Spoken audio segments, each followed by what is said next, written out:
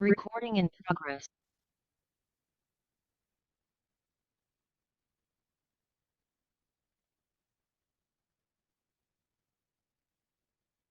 ओम शांति। विद्यार्थी मीठे लोगों,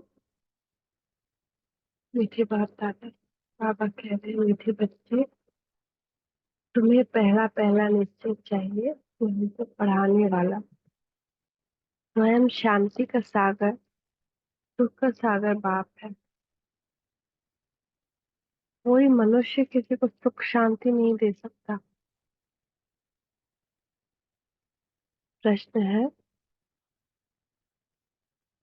सबसे ऊंची मंजिल कौन सी है? उस मंजिल को पाने का पुरुषार्थ क्या है? एक बाप की याद पक्की हो जाए, बुद्धि और कोई की तरफ न जाए। यह ऊंची मंजिल है, इसके लिए आत्माभिमानी बनने का पुरुषार्थ करना पड़े।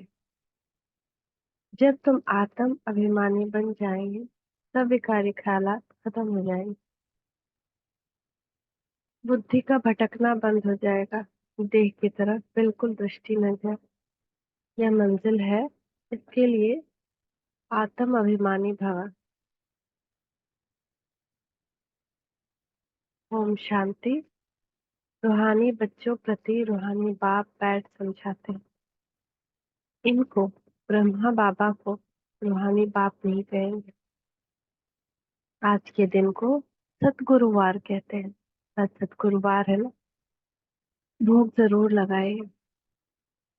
गुरुवार कहना भूल है। सतगुरुवार, गुरु लोग तो बहुत ढेर है, सतगुरु एक ही है। बहुत है जो अपने को गुरु भी कहते हैं, सतगुरु भी कहते हैं। अभी तुम बच्चे समझते हो गुरु और सतगुरु में तो फर्क है। सत्य अर्थात ट्रुथ, सत्य एक ही निराकार बाप को कहा जाता है। सत्यम शिवम सुंदरम, एक ही सत्य है, न कि मनुष्य को। सच्चा ज्ञान तो एक ही बार ज्ञान सागर बाप आकर देते हैं। मनुष्य मनुष्य को कभी सच्चा ज्ञान दे नहीं सकते। सच्चा है ही एक निराकार बाप। इनका नाम तो ब्रह्मा है। यह किसको ज्ञान दे न सके। ब्रह्मा में ज्ञान कुछ भी था नहीं। अभी भी कहेंगे इनमें सारा ज्ञान तो है नहीं। संपूर्ण ज्ञान तो ज्ञान सागर परमपिता परमात्मा में ही है। अभी ऐसा कोई मनुष्य है नहीं जो अपने को सतगुरु कहला सके।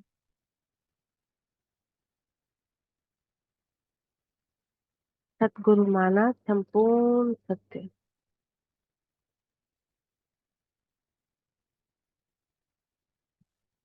तुम जब सत बन जाएंगे तो फिर ये शरीर नहीं रहेगा। जब हम भी सत्य बन जाएंगे, संपूर्ण पवित्र, संपूर्ण ज्ञान, फिर ये शरीर नहीं रहेगा। मगर जो शरीर छोड़ रहा है वो सारा कुछ सत्य थोड़ी लेकर जा रहा है, वो तो पुनर्जन्म में जा रहा है। तो जितना अगर पाप बचा हुआ होगा तो पुनर्जन्म में जाएंगे। मनुष्य को भी सतगुरु कह नहीं सकते। मनुष्यों में तो पाई की भी ताकत नहीं है। ये खुद कहते हैं, मैं भी तुम्हारे जैसा मनुष्य हूँ। अपनी ताकत की बात उठ नहीं सकती। यह तो बाप पढ़ाते हैं, न कि ब्रह्मा। या ब्रह्मा भी उनके उनसे पढ़कर पढ़ाते हैं। तुम ब्रह्म कुमार कुमारियां कहलाने वाले भी परमपिता परमात्मा सतगुरु से पढ़ते हो। तुमको उनसे ताकत मिलती है। ताकत का मतलब यह नहीं कि कोई को गुस्सा मारो जो गिर पड़े। ताकत का मतलब ये नहीं होता। यह है रूहानी ताकत, जो रूहानी बाप द्वारा मिलती है। याद के बल से तुम शांति को पाते हो और पढ़ाई से तुमको सुख मिलता है। जैसे और टीचर्स तुमको पढ़ाते हैं, ऐसे बाप भी पढ़ाते हैं। यह भी पढ़ते हैं, ब्रह्मा भी पढ़ते हैं, स्टूडेंट है। देहधारी जो भी है वे सभी स्टूडेंट है। बाप को तो देह नहीं, वह निराकार है, वही आकर पढ़ाते हैं। जैसे और स्टूडेंट पढ़ते हैं, वैसे तुम भी पढ़ते हो। तो मेहनत की बात नहीं। पढ़ने समय हमेशा ब्रह्मचर्य में रहते हैं। जब जब एक मनुष्य आत्मा का भी पढ़ाई लिखाई का टाइम होता है तो वो ब्रह्मचर्य में रहता है ना, बचपन। इसलिए बचपन मुकर्रर किया गया पढ़ाई का, पवित्रता होती है। और फिर 18 से 21 तय किया गया शादी का। क्यों? तब तक पढ़ाई फिनिश हो जाती है, ऑलमोस्ट जॉब हो जाता है। तो ब्रह्मचर्य में ही पढ़ाई बुद्धि में जाती है, पवित्र बुद्धि में। ब्रह्मचर्य में पढ़कर जब पूरा करते हैं तब बाद में विकार में गिरते हैं तो दुनिया में, उसके बाद ही शादी करते विकार में जाते हैं। तो मनुष्य जैसे ही देखने में आते, कहेंगे फलाना आदमी है, ये एलएलबी है, फलाना ऑफिसर है। पढ़ाई पर टाइटल मिल जाता, शक्ल तो वही है। उस जिस्मानी पढ़ाई को तो तुम जानते हो। साधु संत आदि जो शास्त्र पढ़ते पढ़ाते हैं उनमें कोई बड़ाई नहीं, उससे कोई को शांति तो मिल नहीं सकती। खुद भी शांति के लिए धक्के खाते हैं। जगल में अगर शांति होती तो फिर लौट कर वापस क्यों आते? मुक्ति को तो कोई पाता नहीं। जो भी अच्छे अच्छे नामी ग्रामी रामकृष्ण परमहंस आदि होकर गए, वे सब भी पुनर्जन्म लेते लेते नीचे ही आए हैं। मुक्ति, जीवन मुक्ति को कोई भी पाते नहीं। तमो प्रधान बनना ही है। देखने में तो कुछ नहीं आता। कोई से पूछो तुमको गुरु से क्या मिलता है, तो कहेंगे शांति मिलती है। परंतु मिलता कुछ भी नहीं। शांति का अर्थ ही नहीं जानते। अभी तुम बच्चे समझते हो। बाबा ज्ञान का सागर है, और कोई साधु संत गुरु आदि शांति का सागर हो न सके। मनुष्य किसको सच्ची शांति दे नहीं सकते। तुम बच्चों को पहले पहले तो निश्चय करना है, शांति का सागर एक बाप है जो हमको पढ़ाते हैं। सृष्टि का चक्र कैसे फिरता है वह भी बाप ने समझाया है। मनुष्य मनुष्य को कभी सुख शांति दे नहीं सकते। यह उनका रथ है, तुम्हारे जैसा स्टूडेंट ही है। यह भी गृहस्थ व्यवहार में रहने वाला था। कौन? ब्रह्मा। सिर्फ बाप को अपना रथ लोन पर दिया है, तो भी वानप्रस्थ अवस्था में था। वो भी कौन? गृहस्थ व्यवहार वाला ही था ना। तुमको समझाने वाला एक बाप है। वह बाप कहते हैं सबको निर्विकारी बनना, जो खुद नहीं बन सकते। तो फिर अनेक प्रकार की बातें करेंगे, गालियां भी देंगे। समझते हैं हमारा जन्म जन्मांतर का भोजन जो बाप का वर्षा मिला हुआ है वह छुड़ाते हैं। अब छुड़ाते तो बेहद के बाप है ना। इनको भी उसने छुड़ाया।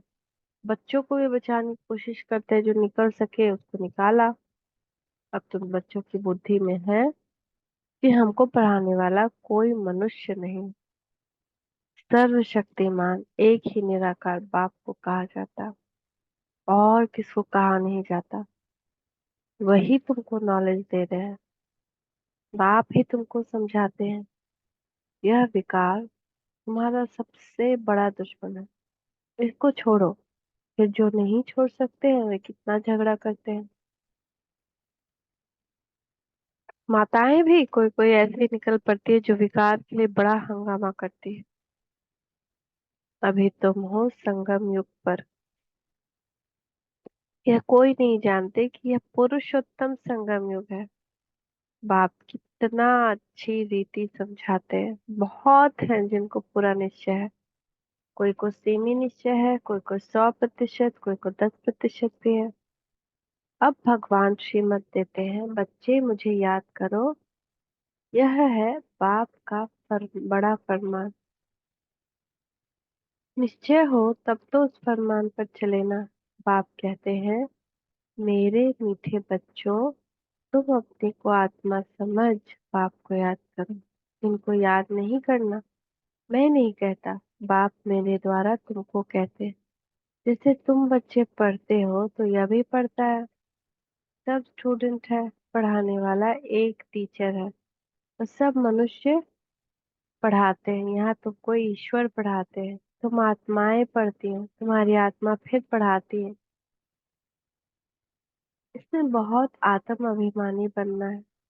बैरिस्टर इंजीनियर आत्मा ही बनती है। आत्मा को अब देह अभिमान आ गया है। आत्म अभिमानी के बदले देह अभिमानी बन पड़े हैं। जब आत्म अभिमानी हो तब विकारी नहीं कहला सकते, उनको कभी विकारी ख्याल भी नहीं आ सकता। देह अभिमान से ही विकारी ख्याल आते हैं, फिर विकार की ही दृष्टि से देखते हैं। देवताओं की विकारी दृष्टि कभी हो ही नहीं सकती। ज्ञान से फिर दृष्टि बदल जाती है। सत्युग में ऐसे थोड़ी प्यार करेंगे, डांस करेंगे। वहां प्यार करेंगे परंतु विकार की बांस नहीं होगी। जन्म जन्मांतर विकार में गए हैं तो वह नशा बहुत मुश्किल से उतरता है। बाप निर्विकारी बनाते हैं तो कोई बच्चियां बिल्कुल मजबूत हो जाती है। बस हमको तो पूरा निर्विकारी बनना है। हम अकेले थे, अकेले ही जाना है। उनको कोई थोड़ा टच करेगा तो अच्छा नहीं लगेगा। कहेंगे यह हमको हाथ क्यों लगाते हैं, इनमें विकारी बांस है। विकारी हमको टच भी न करे। इस मंजिल पर पहुंचना है। देह तरफ बिल्कुल ही दृष्टि न रहे। वह कर्मातीत अवस्था अभी बनानी है। अभी तक ऐसा नहीं कि सिर्फ आत्मा को ही देखते हैं, मंजिल है। बाप हमेशा कहते हैं, बच्चे अपने को आत्मा समझो। ये शरीर तुम है जिसमें तुम पार्ट बजाते हो। तो ये शरीर तुम है। कई कहते हैं इनमें शक्ति है, परंतु शक्ति की कोई बात ही नहीं है। तो पढ़ाई है जिसे और भी पढ़ते हैं, यह भी पढ़ते हैं। प्योरिटी के लिए कितना माथा मारना पड़ता है, बड़ी मेहनत है। इसलिए बाप कहते हैं एक दो को आत्मा ही देखो। सत्युग में भी तुम आत्म अभिमानी रहते हो। वहां तो रावण राज्य ही नहीं, विकार की बात नहीं। यहाँ रावण राज्य में सब विकारी हैं, इसलिए बाप आकर निर्विकारी बनाते हैं। नहीं बनेंगे तो सजा खानी पड़ेगी। आत्मा पवित्र बनने बगैर ऊपर जा न सके।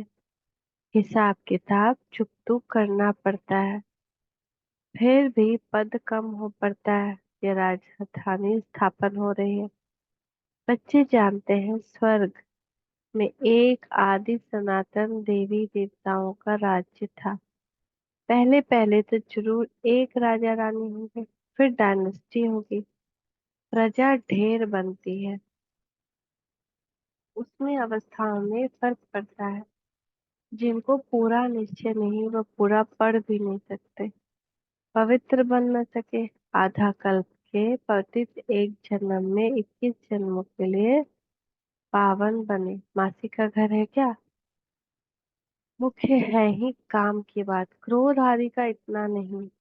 कहाँ बुद्धि जाती है तो जरूर बाप को याद नहीं करते। बाप की याद पक्की हो जाएगी तो फिर कोई तरफ बुद्धि नहीं जाएगी। बहुत ऊंची मंजिल है। पवित्रता की बात सुनकर आग में जल मरते। कहते हैं यह बात तो कभी कोई ने कही नहीं, कोई शास्त्र में है नहीं, बड़ा मुश्किल समझते हैं। वह तो है ही निवृत्ति मार्ग का धर्म अलग।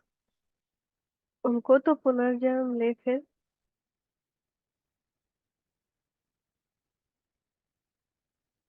संन्यास धर्म में ही आना है, वही संस्कार ले जाते हैं। उनको तो घर बार छोड़ना नहीं है। समझाया जाता है भल घर में रहो। उन्हों को भी समझाओ। अब है संगम युग। पवित्र बनने बगैर सतयुग में देवता बन नहीं सकेंगे। थोड़ा भी ज्ञान सुनते हैं तो प्रजा बनती जाती है। प्रजा तो ढेर होती है ना। सतयुग में वजीर भी नहीं होते क्योंकि बाप संपूर्ण ज्ञानी बनाते हैं। वजीर आदि चाहिए अज्ञानियों को। इस समय देखो एक दो को मारते कैसे हैं। दुश्मनी का स्वभाव कितना कड़ा है। अभी तुम समझते हो हम यह पुराना शरीर छोड़ जाकर दूसरा लेते हैं, कोई बड़ी बात है क्या? वह दुख से मरते हैं। तुमको सुख से बाप की याद में जाना है। जितना हम मुझ बाप को याद करेंगे तो और सब भूल जाएंगे। कोई भी याद नहीं रहेगा। परंतु यह अवस्था तब हो जब पक्का निश्चय हो। निश्चय नहीं तो याद भी ठहर नहीं सकती। नाम मात्र सिर्फ कहते हैं, निश्चय ही नहीं तो याद काहे को करेंगे। सबको एक जैसा निश्चय तो नहीं है ना। माया निश्चय से हटा देती है, जैसे कि वैसे बन जाते हैं। पहले पहल तो निश्चय चाहिए बाप में। संशय रहेगा क्या कि यह बाप नहीं है, बेहद का बाप ही ज्ञान देते हैं। यह तो कहता है मैं सृष्टि के रचयिता और रचना को नहीं जानता। मेरे को कोई तो सुनाएगा। मैंने 12 गुरु किए, उन सब को छोड़ना पड़ा। गुरु ने तो ज्ञान दिया नहीं। सतगुरु ने अचानक आकर प्रवेश किया। समझा पता नहीं क्या होना है। गीता में भी है ना, अर्जुन को भी साक्षात्कार कराया। अर्जुन की बात है नहीं, यह तो रथ है ना। यह भी पहले गीता में पढ़ता था। बाप ने प्रवेश किया, साक्षात्कार कराया। यह तो बाप ही ज्ञान देने वाला है, तो उस गीता को छोड़ दिया। बाप है ज्ञान का सागर, हमको तो वही बताएगा ना। गीता है माई बाप, वह बाप ही है जिसको तमेव माता पिता कहते हैं। वह रचना रचते हैं, अडॉप्ट करते हैं ना। यह ब्रह्मा भी तुम्हारे जैसा है। बाप कहते हैं इनकी भी जब वानप्रस्थ अवस्था होती है तब मैं प्रवेश करता हूँ। कुमारियां तो है ही पवित्र, उनके लिए तो सहज है। शादी के बाद कितने संबंध बढ़ जाते हैं। इसीलिए देही अभिमानी बनने में मेहनत लगती है। वास्तव में आत्मा शरीर से अलग है, परंतु आधा कल्प देह अभिमान, अब देह अभिमानी रहे हैं।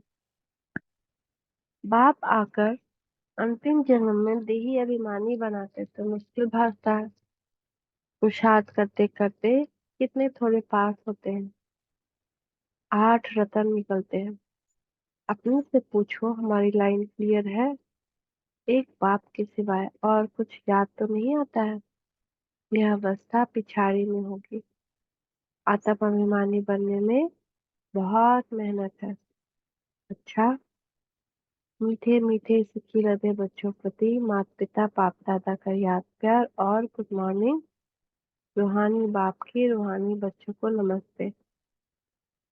हम रूहानी बच्चों की रूहानी माता पिता बाप दादा को याद प्यार गुड मॉर्निंग, नमस्ते बाबा, नमस्ते, शुक्रिया बाबा, शुक्रिया। धारणा के लिए मुख्य सार। ज्ञान से अपनी दृष्टि का परिवर्तन करना है। आत्म अभिमानी बन विकारी ख्यालात समाप्त करने हैं। किसी भी विकार की बांस न रहे। देह तरफ बिल्कुल दृष्टि न जाए। दूसरा, बेहद का बाप ही हमें पढ़ाते हैं। ऐसा पक्का निश्चय हो तब याद मजबूत होगी। ध्यान रहे, माया निश्चय से जरा भी हिला न दे।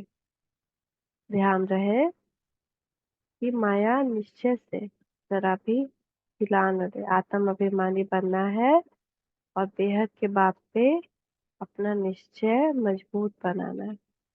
वरदान। देखिए बाप दादा का वरदानी हस्त अपने मस्तक के ऊपर सेवा भाव से सेवा करते हुए आगे बढ़ाने वाले निर्विघ्न सेवाधारी भव। सेवा भाव सफलता दिलाता है। सेवा में अगर अहम भाव आ गया तो उसको सेवा भाव नहीं कहेंगे। किसी भी सेवा में अगर अहम भाव मिक्स होता है तो मेहनत भी ज्यादा, समय भी ज्यादा लगता है, स्वयं की भी संतुष्टि नहीं होती। सेवा भाव वाले बच्चे स्वयं भी आगे बढ़ते हैं, दूसरों को भी आगे बढ़ाते हैं, फिर सदा उड़ती कला का अनुभव करते हैं। उनका उमंग उत्साह स्वयं को निर्विघ्न बनाता है और दूसरों का कल्याण करता है। स्लोगन। ज्ञानी तो आत्मा वह है जो महीन और आकर्षित करने वाले धागों से भी मुक्त है। ज्ञानी तो आत्मा वह है जो महीन और आकर्षण करने वाले धागों से भी मुक्त है।